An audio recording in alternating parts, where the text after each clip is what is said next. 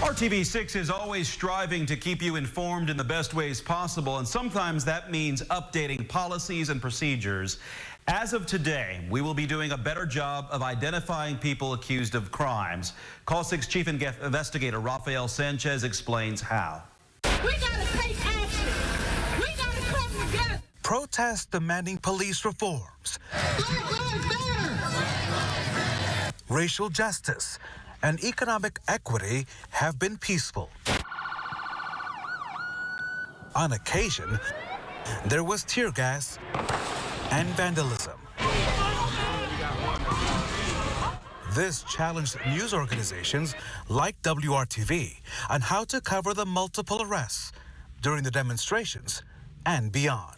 We really have to balance, giving the public the information that they need with the potential harm that can be caused to the people who are affected by our coverage.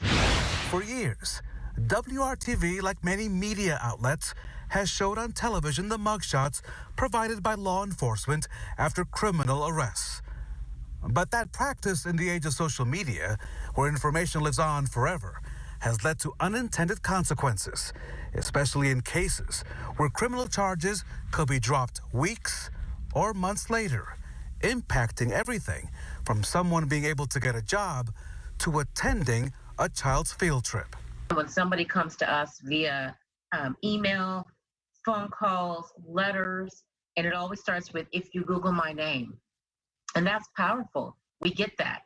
And particularly if we've only done that initial story and we have not followed that story to have that full update, it really made us, rethink, and it was worth consideration. In 2018, WRTV decided it would only use the mugshots of people arrested who were criminally charged by a county prosecutor.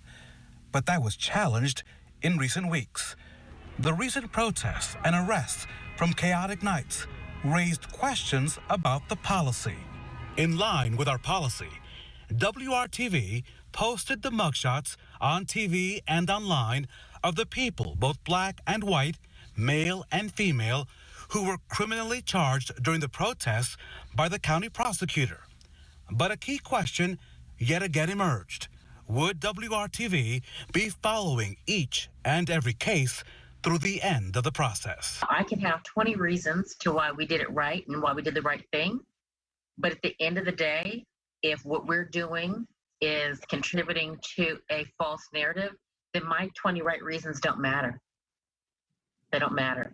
And so being able to take a look at how we can still consistently, ethically, factually, journalistically report the news of the day, but not add in or add to racial stereotypes or false narratives, that's important for us to do. WRTV has now decided to only use mugshots on a case-by-case situation.